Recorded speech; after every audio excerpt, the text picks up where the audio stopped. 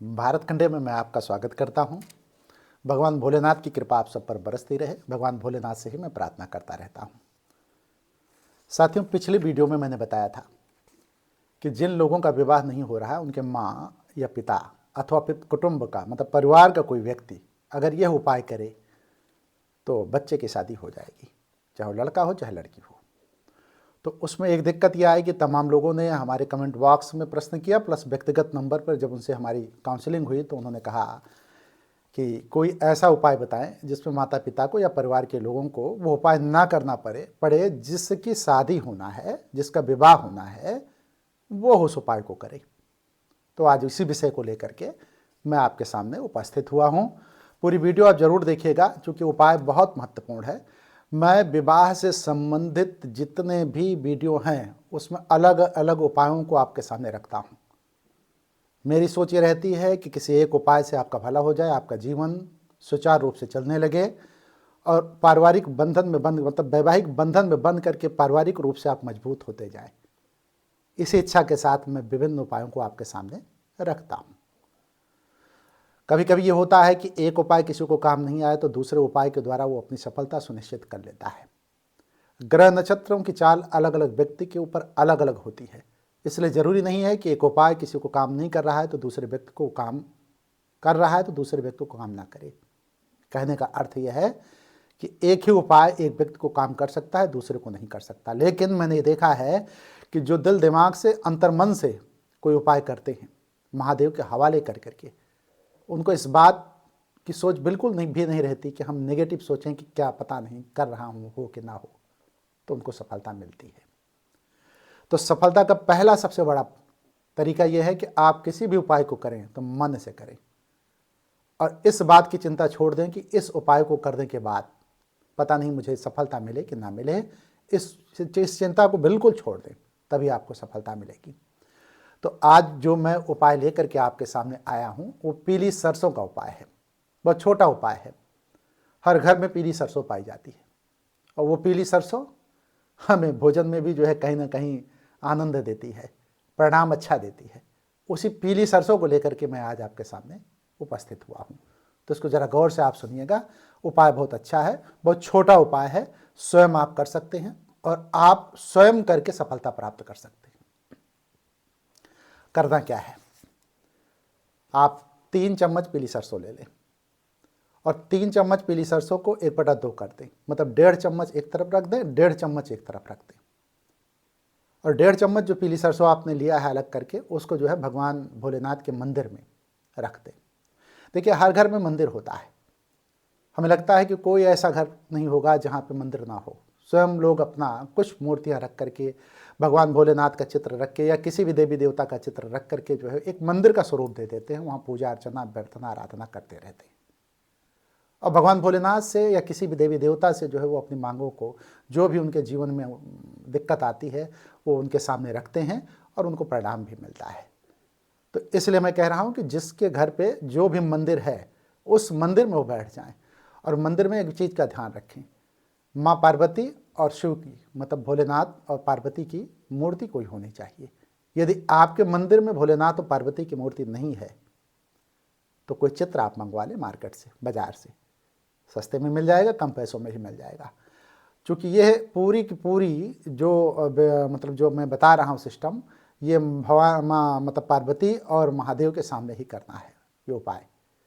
तो इसलिए यह चित्र आपको मार्केट से मिल जाएगा और घर में अगर भगवान भोलेनाथ की और पार्वती की मूर्ति है तो फोटो लाने की या चित्र लाने की ज़रूरत आपको नहीं है।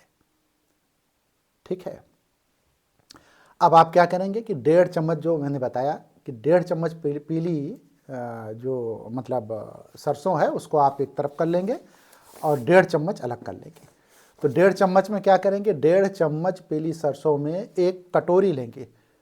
तो वस्तुतः कटोरी तो चांदी की चाहिए, लेकिन बहुत तेरे घर में जो है चांदी होती नहीं, चांदी की कटोरी, और हमें लगता है कि जिनके पास चांदी की कटोरी है तो ठीक है, अगर चांदी की कटोरी नहीं है तो परिणाम बराबर आएगा। ऐसा नहीं है कि चांदी की कटोरी में ही परिणाम आएगा, आप स्टील की कटोरी ले लें और स्टील की कटोरी में जो है उस पीली सरसों को डाल दें 1.5 चम्मच। 1.5 चम्मच से कम ना हो, अगर थोड़ी बहुत ज़्यादा हो जा रही तो बहुत अच्छी बात है। उसमें जो है कपूर की 3-4 गोलियां आप डाल दें और 3-4 कपूर की गोलियां डालने के बाद जो है उसमें अग्नि प्रज्वलित कर दें और अग्नि प्रज्वलित करके भगवान भोलेनाथ के सामने उससे आप आरती उतारें और आरती उतारते समय आप कहें ओम पार्वती पते नमः हर हर महादेव। फिर से मैं बोल दे रहा हूं, ओम पार्वती पते नमः हर हर महादेव। इसको आप 11 बार जाप करेंगे। आरती करते समय भगवान भोलेनाथ और माता पार्वती की आरती करते समय आप 11 बार इसका जाप करेंगे। देखिए क्यों मैं कह रहा हूं कि भगवान शिव के सामने ही ये करें। भगवान शिव जो है विवाह के देवता माने जाते हैं और भगवान शिव विवाह बंधन का कारण है। जब आप भगवान शिव को प्रसन्न करेंगे और भगवान शिव के मंत्र का जाप करेंगे तो भगवान भोले की कृपा होगी और कृपा के बाद जो है आपको जो भी बाधाएं होगी, जो भी कष्ट होगा, जो भी दिक्कत होगी वो खत्म हो जाएगी। इसलिए मैं कह रहा हूं कि भगवान भोलेनाथ के सामने ही, माता पार्वती के सामने ही यह मंत्र जाप आपको करना है। ओम पार्वती पते नमः हर हर महादेव।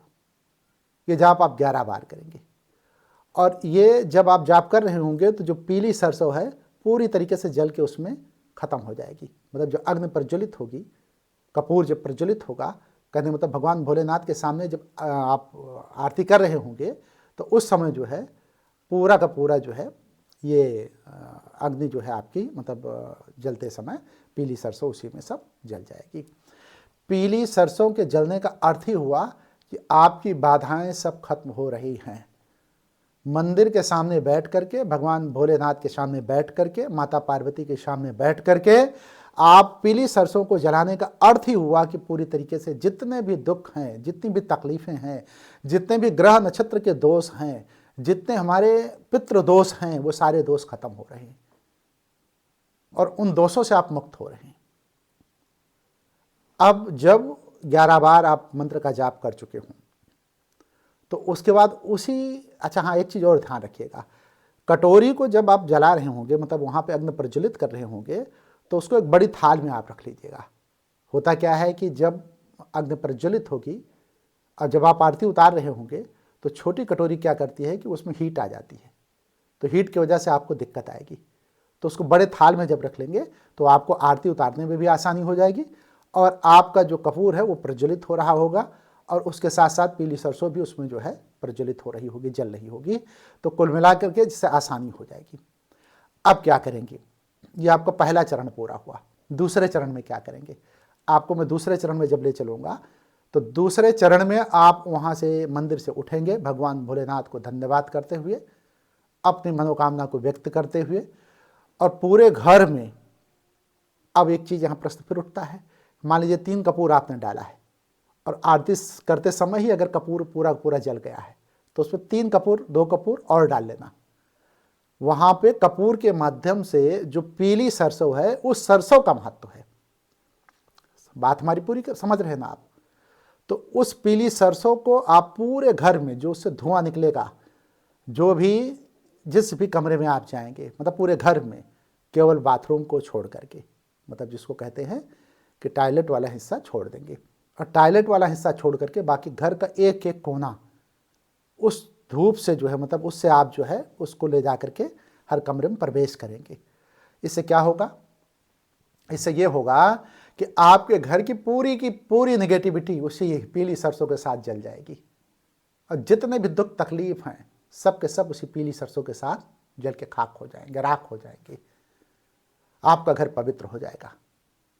और एक वैवाहिक बंधन के लिए ही नहीं, चाहे वो व्यापार के लिए हो और चाहे आपकी बीमारी के लिए हो, चाहे अन्य समस्याएं क्यों ना हो, वो सारी के सारे जल के उसी समय खाक हो जाएंगी।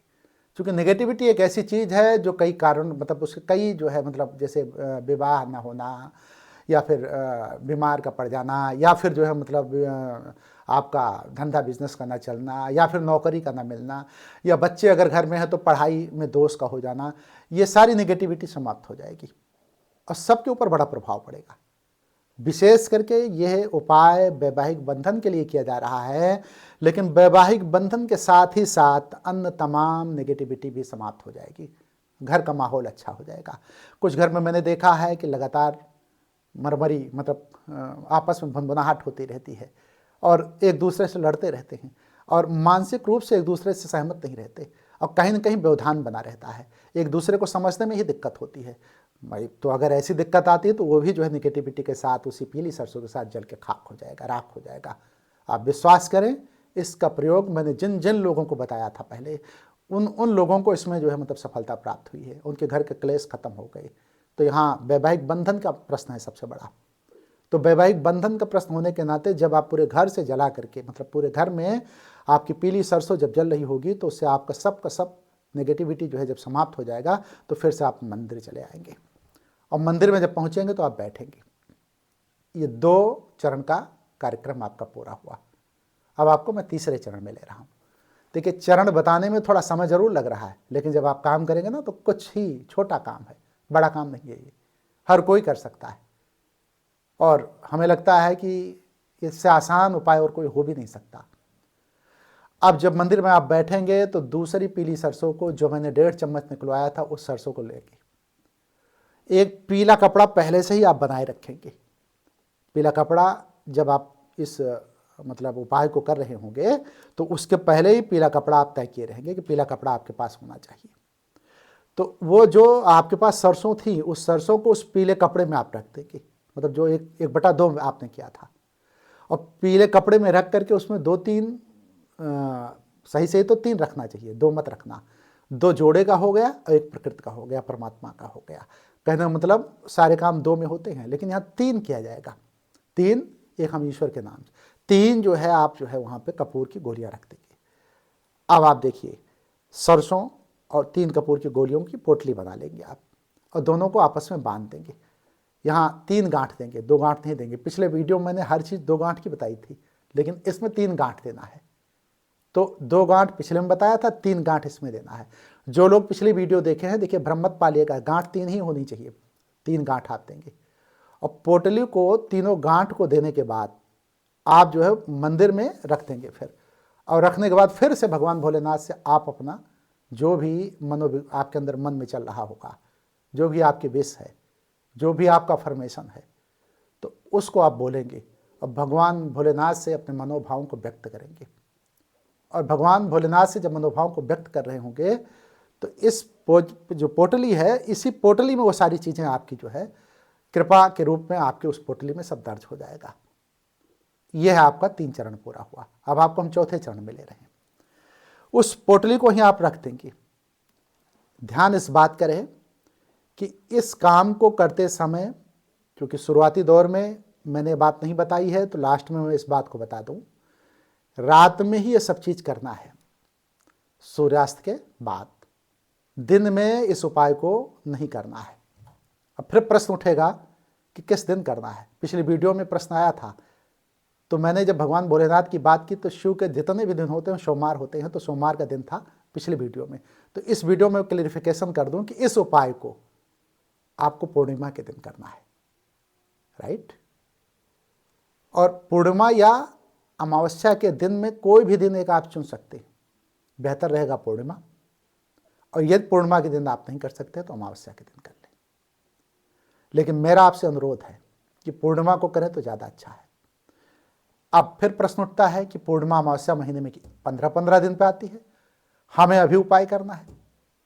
तो उसके लिए भगवान भोलेनाथ की तरफ से आपको छूट है कि आप सोमवार को कर सकते हैं, किसी भी सोमवार को। पहली पूर्णिमा, दूसरा सोमवार, तीसरा यदि सोमवार और पूर्णिमा ना करें तो अमावस्या को।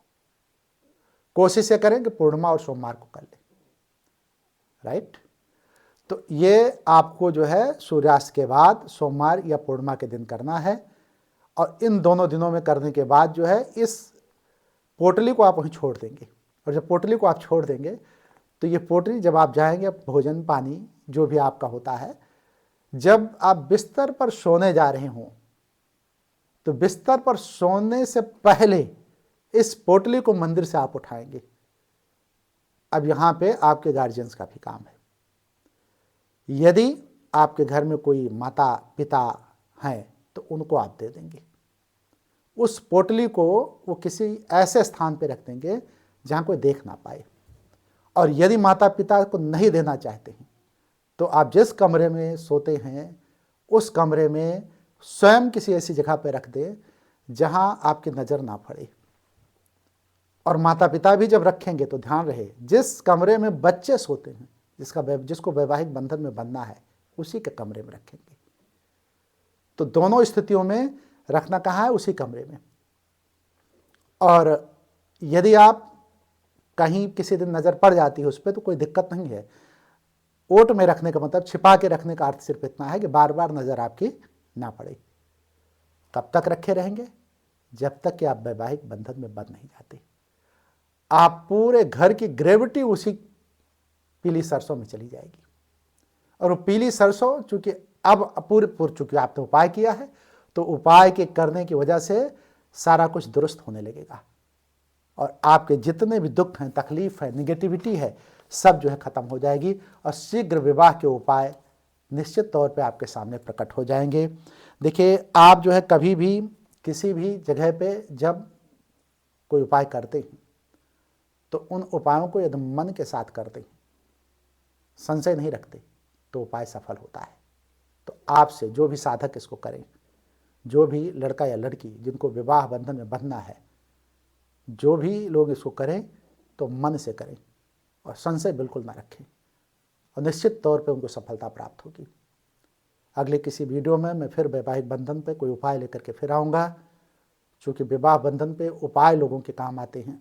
जैसे मैंने एक काला धागा बांधने की बात की थी एक वीडियो में, उसमें बहुत सफलता लोगों को मिली है और तमाम लोगों ने मुझे बताया, जो है व्यक्तिगत काउंसलिंग में बताया। जब सफलता मिली तो कमेंट बॉक्स में ना आकर के व्यक्तिगत रूप से मेरे से कॉन्टैक्ट किया और उन्होंने कहा कि गुरुजी मुझे सफलता मिली है। और जिनका विवाह बंधन 40 साल की उम्र में जिसका विवाह बंधन नहीं हुआ था, उन्होंने मेरे को टेलीफोन किया और बताया कि काला धागा बांधने के बाद मेरे को सफलता मिली है, मेरे विवाह की बातचीत जो है तय हो चुकी है। तो सफलता मिलती है, आप किस मनोभाव से करते हैं डिपेंड इस पर करता है। तो मैं आप लोगों से यही कहूँगा कि कुछ स्वयं करें और कुछ महादेव के भरोसे छोड़ दें। सब कुछ करने की आपकी शक्ति नहीं है, तो उपाय मैं बता रहा हूँ, करना आपको है और छोड़ देना है महादेव के भरोसे। और यदि आप महादेव के भरोसे छोड़ देते हैं, तो सब कुछ छोड़ दें, सब कुछ उनकी है, तो दीयम वस्तु गोविंदा तुभ्यमेव समर्पये, तेरा तुझको अर्पित क्या लागे मेरा। अगर इस भाव से आप करते हैं तो निश्चित आपको सफलता प्राप्त होगी। वीडियो शायद लंबी हो रही है, मैं वीडियो को समाप्त करूंगा, लेकिन आप लोगों से कहूँगा कि इस वीडियो को समाप्त देखने के बाद आप हर हर महादेव जरूर लिख दें। वो कृपा मुझे भी प्राप्त होती है जब मैं बोलता हूँ हर हर महादेव, और आपको भी महादेव की कृपा प्राप्त होती है। इसलिए कोई प्रश्न नहीं है तो हर हर महादेव जरूर लिख दें और मैं भी आप लोगों से कहूँगा हर हर महादेव।